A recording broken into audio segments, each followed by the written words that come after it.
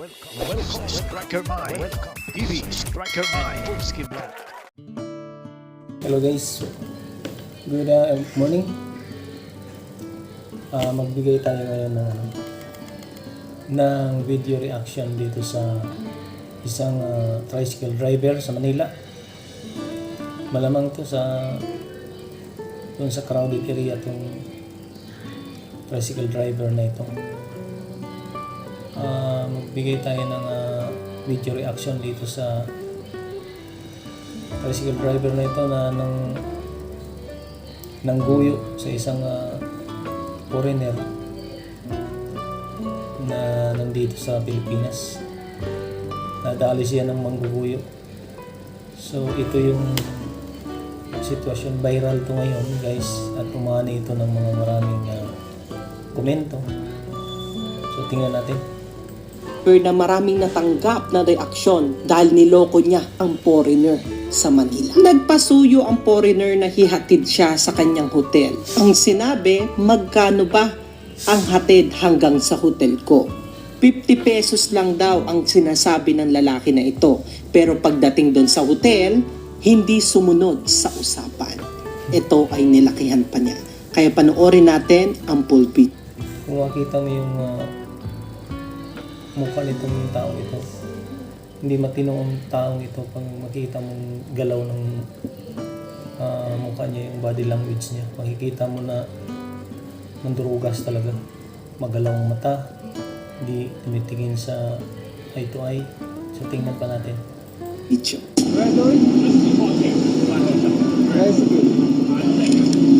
You go close? I'm very close. Yeah. Only here. Only you. Only red planet, you know? Yeah. You will go? How much? Okay, we will take this tricycle. I'm only like a 2-minute walk, but let's just try the tricycle. Interesting. How much, brother? Brother, how much first? How much? How much? kagaya mo niyan, may tinatago siya ng itong style nito. Ito yung mga style ng mga mandurugas sa Manila. At ako nung nandun pa ako sa Manila guys, na biktima rin ako nito, yung mga ganitong klaseng estilo. Pero iba naman yun, mga Muslim naman yun sa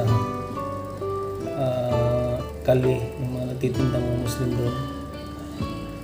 Nung sa akin naman nangyari noon, bumili ako ng t-shirt. Sabi naman, pagkasabi talaga sa akin, 50. Nung magbayad na ako, 250 pala. Doon kami nagkaroon ng argumento. Sabi ko, bakit mo 50? Anong 50? Sabi ng Muslim. Wala kang mabibili ng 50 nyo. Tapos lalapit agad yung mga kasabwat niya. Mga kasamahan lang niya doon.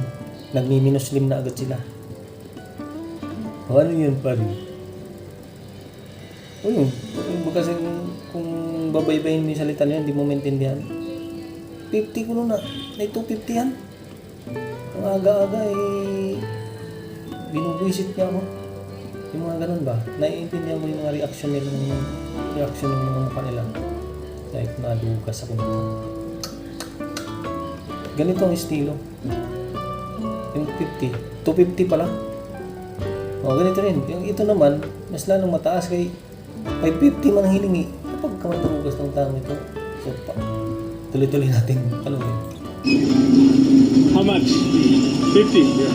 Tinatanong muna ng foreigner talaga kung magkano. Kaya siya ay umagree dahil naghahanap siya ng mura na pabalik sa kanyang hotel. 250. 250. Okay, nice. Good. Fourth gear. Oh, nice. I also drive motorbike, but 150cc. You? I drive 150cc, yeah. Not 200cc.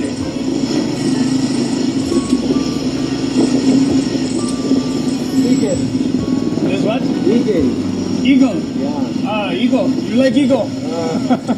You're free like eagle. Flying. Makikita mo dito, taon-taon pa. Akala niya hindi siya mamumali. Yung pala sa dulo. Mamumali pala. Mandurugas pala yung kausap niya. What's your name, brother? Nene. Oh no, your hat. Is that your hat or clothes? Drop the clothes. Drop the Close. And that's your close? Your I'm close. Okay. Galing ako manulog. No problem. Oh, it's a nice bike. How many years do you drive? you 20 years. 20 years. And your age? Yeah. 20 years. 27, 20 At years. 20 years, 7? You drive 7 years old. Yeah. Wow. You brother, you motor. 7. Yeah. Hindi pa marunong mag-English yan ha. Mandrugas na. Ano pa kaya ko itong nag-aaral itong kulukoy na ito? Pagka mandrugas siguro nito. 7 years old. Wow. 7 years old, you've been driving. Is this for a hand? I think I hold my hand like this. Ngayon ay nakikita natin na isang foreigner na nag-e-enjoy nakausap ang isang Pilipino sa Manila at napakasaya niya dahil nakatagpo siya ng isang Pilipino na hindi niya iisipin na magagawa niya sa kanya ito. Good name. Yung pala sa dulo. Wow, mali pala. Lulukuhin pala sila. Mandurugas. Mukha lang nito, mandurugas eh. You are from Manila or a different place? Your home. Manila. You Manila. Oh, okay, good. English. Vlog? I make YouTube. YouTube. Me? You baby, Sorry? 3 baby. 3 baby. Yeah. I'm 3 baby. Oh wow. You're a strong man. Strong man. Very strong. Okay, here's good. Well, you know direction. Good. Strong. Strong talaga yan. Strong maningil yan. Mamaya, mandrugas yan. Know your streets. What is this one? Motor start. This one. You cut. Car. Cat. Yeah. Nililibang Motor star lang ng motor. Walang ako maningil. Parang Montero. niya ang foreigner kung papaan niya singilin. Pero ang foreigner naman ay magbabayad ng tama at sinobrahan pa ng 100. Ang usapan ay 50 pesos lang. Kaya bigla, Right? 550 sir. 550. Yeah. No, 550. Your No, company motor. man, it's so close. No, your company. Man, I hear you say 50. Magalit-galitan yan siya dyan pagdating ng ganyan. Itong mga estilo ganito, nadaanan ko na ito sa Manila pa. Nung ako'y nagtatrabaho pa sa Manila. 50. And 550 is so Yeah. much. Kaya kakabwisit ang naong nito. Yung mukha nito, tingnan mo yung itsura niyan. Yung galaw ng mata, hindi yan normal ang ganyan. 550. You gasoline. Man, 1,000 550 I go airport. No, you company. Man, it's so close. 1 kilometer. Yeah. Man, I will give you 100. I hear 50. No, you company motor. You gasoline. No. Pinalalawas pa niya, lugi-lugi siya. Kapag walang hiya talaga itong taong ito, dapat to hulihin eh. At nakakahiya ito sa ating mga Pilipino kung ganitong klase nila lang at ikulong. Siguro sa video ito ngayon maraming makakita nito na dapat itong parusahan. Manluloko ito. Sisirain ang ating lahi ito. Yung klaseng tao nito.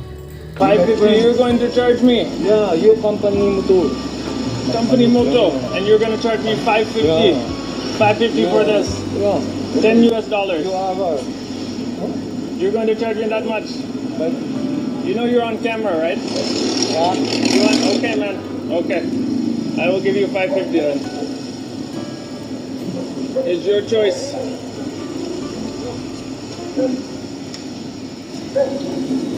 You say 50, man?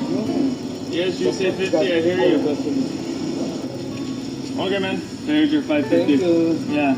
You Don't. you. Next time, don't do this. No. This is not good, man. Yeah. This is not good. Next time, you don't do. Thank you, sir. Okay. Kasi No, I'm drugas not ka. giving more. Man, sorry, guys. That. Mga ganitong klase ng drugas talaga. Ito nadaanan ko na ito nito kaya nakaka-inis makapanood ng ganitong klaseng video. So guys, please comment dito kung anong klase itong tao ito. ano mga reaction niya. Please share and para may kalat yung ganyang klaseng mga gawain ng ating mga lahi na sinisira ng mga ganitong klaseng tao. That put me in a bad mood. He said 50 at the beginning. Oh man. Ang ganda-ganda ng usapan niya. Akala may feeling close. Paipsi pa sila ng feeling close. Yan naman pala may plano pa ng I swear to God. puting ito. Man, that put me in a bad mood. Oh well. Umani ng maraming reaksyon nitong video na ito na marami mga netizen na nagalit dahil hindi naman dapat daw ganon kapag merong foreigner sa ating bansa ay gaganon na lang. Lahat tayo ay may kanya-kanyang mga bagay na paraan at kabutihan sa puso. Pero sa ganitong sitwasyon, hindi dapat natin ipakita ang pangit ng imahe ng sarili natin. Bagkus, tulungan pa natin ang kapwa natin sa patas na labanan kung anuman maibabagay at nararapat para sa atin. Dapat naman talaga dapat eh. Kasi makilala tayo ng ganyan, yung drogas. Yan yung mabuhay ka ng walang dangal, yung mga ginagawa ng klaseng tao ito. Ito ang bagay na to na hindi kailanman malilimutan ng isang foreigner na naranasan niya sa Pilipinas, sa Manila. Kaya, don't forget to follow and like and share para lagi kayong update sa akin. Maraming salamat at mabuhay kayo. So yun guys, yan po yung ating nagawa ng reaction video.